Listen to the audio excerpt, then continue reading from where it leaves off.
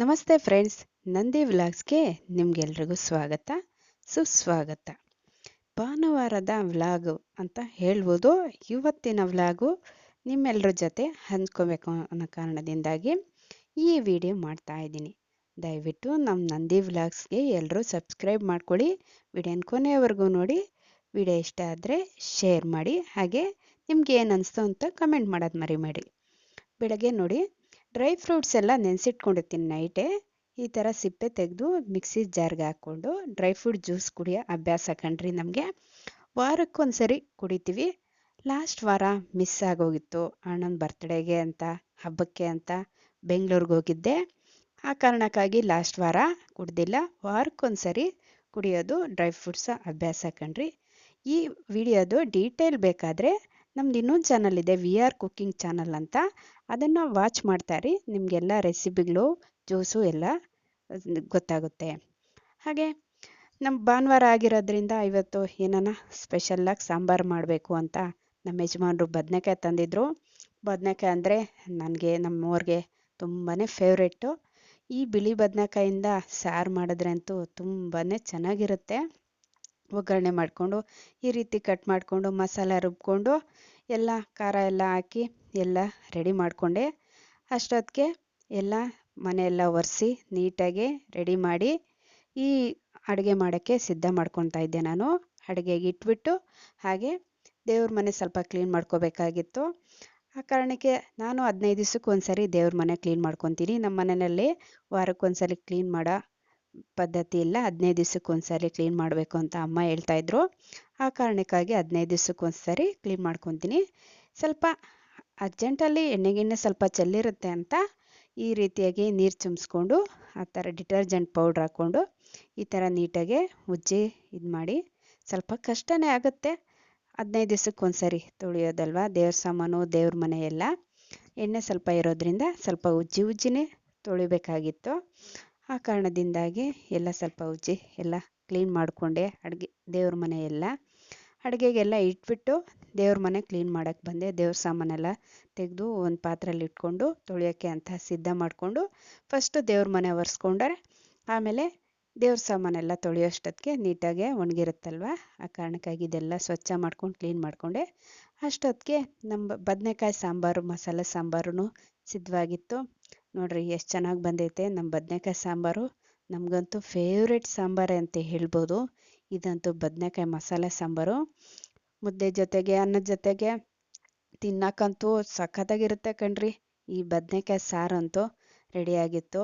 ಅದಾದಮೇಲೆ ದೇವ್ರ ಸಾಮಾನು ತೊಳಿಬೇಕಲ್ವ, ಅದಕ್ಕೋಸ್ಕರ ನೋಡಿ ಈ ಪೀಠನೂ ದೇವ್ರ ಮನೇಲಿ ಇಟ್ಟಿರ್ತೀವಿ. ವಾಸ್ತು ಏನಾನ ಸರಿ ಇಲ್ಲ ಅಂದರೆ ಈ ಥರ ಪೀಠ ದೇವ್ರ ಮನೇಲಿ ಇಡೋದ್ರಿಂದ ವಾಸ್ತು ದೋಷ ಎಲ್ಲ ಕಡಿಮೆ ಆಗುತ್ತೆ. ಆ ಕಾರಣಕ್ಕಾಗಿ ನಾವು ಈ ಪೀಠ ಇಟ್ಟಿದ್ದೀವಿ. ಇದು ಸ್ವಲ್ಪ ಎಣ್ಣೆ ಆಗಿತ್ತು, ಅದಕ್ಕೋಸ್ಕರ ಡಿಟರ್ಜೆಂಟ್ ಪೌಡ್ರ್ ಹಾಕ್ಕೊಂಡು ಈ ಥರ ಎಲ್ಲ ನೀಟ್ ಮಾಡ್ಕೊತಾ ಇದ್ದೀನಿ, ಕ್ಲೀನ್ ಮಾಡ್ಕೊತಾ ಇದ್ದೀನಿ ಉಜ್ಜಿ. ಎಲ್ಲ ದೇವ್ರ ಸಾಮಾನೆಲ್ಲ ತೆಗೆದಿಟ್ಟು ತೊಳೆದಿಟ್ಟು ಎಲ್ಲ ಆಮೇಲೆ ಬಜಾರಿಗೆ ಬಂದೆ. ಹೂವು ತೊಗೋಬೇಕಲ್ಲ, ಆ ಕಾರಣಕ್ಕಾಗಿ ಹೂವು ತೊಗೊಂಡೆ. ತುಂಬ ಚೆನ್ನಾಗಿತ್ತು ಹೂವುಗಳ ಎಲ್ಲ ಥರ ಹೂವುಗಳು ಬಂದಿತ್ತು ಮಾರ್ಕೆಟಲ್ಲಿ, ಬಜಾರಲ್ಲಿ ತುಂಬ ಚೆನ್ನಾಗಿತ್ತು. ನಾನು ಹೂವು ಎಲ್ಲ ಪರ್ಚೇಸ್ ಮಾಡಿ ಮತ್ತೆ ಮನೆಗೆ ಹಿಂತಿರುಗಿ ಬಂದೆ. ಮನೆಗೆ ಬಂದು ಎಲ್ಲ ದೇವ್ರ ಸಾಮಾನೆಲ್ಲ ಸಿದ್ಧ ಮಾಡಿಕೊಂಡು ದೇವ್ರಿಗೆಲ್ಲ ಕುಂಕುಮ ಎಲ್ಲ ಇಟ್ಟು ಎಲ್ಲ ರೆಡಿ ಮಾಡಿ, ಎಲ್ಲ ಬೇಗ ಬೇಗ ರೆಡಿ ಮಾಡಿ, ಎಲ್ಲ ನಮ್ಮ ಯಜಮಾನ್ರು ಬಂದ್ಬಿಡ್ತಾರೆ ಊಟಕ್ಕೆ ಅಂತ ಇದೆಲ್ಲ ರೆಡಿ ಮಾಡಿ ದೇವ್ರ ದೀಪ ಅಂಟಿಸ್ದೆ. ಅಷ್ಟೊತ್ತಿಗೆಲ್ಲ ನಮ್ಮ ಯಜಮಾನ್ರು ಬಂದು ಅವರು ರೆಡಿಯಾಗಿ ಊಟಕ್ಕೆಲ್ಲ ಕೂತ್ಕೊಂಡ್ರು. ನಾನು ಅಷ್ಟೊತ್ತಿಗೆಲ್ಲ ಅಡುಗೆ ರೆಡಿ ಮಾಡಿ ದೇವ್ರ ಪೂಜೆ ಮಾಡಿ ಇದೆಲ್ಲ ಊಟಕ್ಕಿಟ್ಟೆ. ನೋಡಿರಿ ನಮ್ಮ ದೇವ್ರ ಮನೆ ಇದು ಚೆನ್ನಾಗಿದೆಯಾ, ಹೆಂಗಿದೆ ಅಂತ ಕಮೆಂಟ್ ಮಾಡಿ. ನಮ್ಮ ನಂದಿ ವ್ಲಾಗ್ಸ್ಗೆ ಸಬ್ಸ್ಕ್ರೈಬ್ ಮಾಡ್ಕೊಳ್ಳಿ. ದಯವಿಟ್ಟು ವಿಡಿಯೋನ ಕೊನೆವರೆಗೂ ನೋಡಿ. ನಮ್ಮ ಹೊಸ ಚಾನಲ್ ಇದು. ಹಾಗೆ ನಮ್ಮ ಕುಕ್ಕಿಂಗ್ ಚಾನಲ್ಲು ಇದೆ, VR ಕುಕ್ಕಿಂಗ್ ಚಾನಲ್ಲು ಅಂತ. ಡಿಸ್ಕ್ರಿಪ್ಷನ್ ಬಾಕ್ಸಲ್ಲಿ ಲಿಂಕ್ ಕೊಟ್ಟಿರ್ತೀನಿ, ನೋಡಿ ಒಂದ್ಸರಿ. ನೋಡಿ ಈ ಆನೆ POP ಇದು ಕಣ್ರಿ. ಆನೆ ನಮ್ಮನೆ ಹಾಲಲ್ಲಿ ಇಟ್ಟಿರ್ತೀವಿ. ಈ ಥರ ಎಲ್ಲ ಯಾವಾಗೂ ಇರುತ್ತೆ ಹಾಲಲ್ಲೇ. ಇದು ದೇವ್ರ ಮುಂದೆ ಇರುವ ಹೂವಿಗೆ ಡೆಕೋರೇಷನ್ ಮಾಡ್ಕೊಳೋ ಅಂಥ ಪಾಟ್ ಕಣ್ರಿ. ಯಾವಾಗೂ ದೇವ್ರ ಮನೆಗೆ ಹೂವು ಇಟ್ಟಾಗೆಲ್ಲ ಇದಕ್ಕೂ ಕ್ಲೀನ್ ಮಾಡಿ ಎಲ್ಲ ನೀರು ಹಾಕಿ ಹೂವು ಇಡ್ತೀವಿ. ಈ ಥರ ಇಡೋದ್ರಿಂದ ತುಂಬಾ ಒಳ್ಳೆಯದು. ದೇವ್ರ ಮುಂದೆ ಈ ಥರ ಒಂದು ಪಾಟಲ್ಲಿ ನೀರು ಹಾಕಿ ಹೂವು ಇಡೋದು ತುಂಬಾ ಒಳ್ಳೆಯದು. ಆ ಕಾರಣಕ್ಕಾಗಿ ಇಡ್ತೀವಿ ಈ ಪಾಟ್ನ ದೇವ್ರ ಮನೆ ಮುಂದೆ ಅಂತೂ.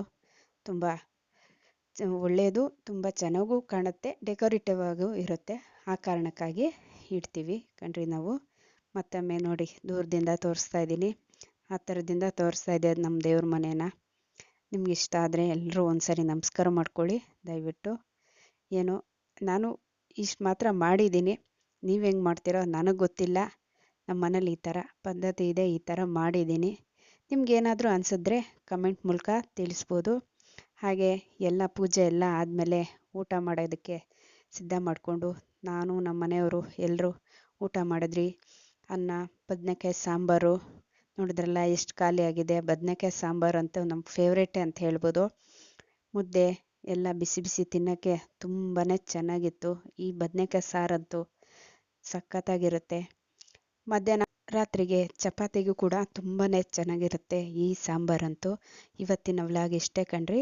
ದಯವಿಟ್ಟು ಕೊನೆವರೆಗೂ ನೋಡಿ. ವೀಕ್ಷಿಸಿದವರೆಲ್ಲರಿಗೂ ಧನ್ಯವಾದಗಳು.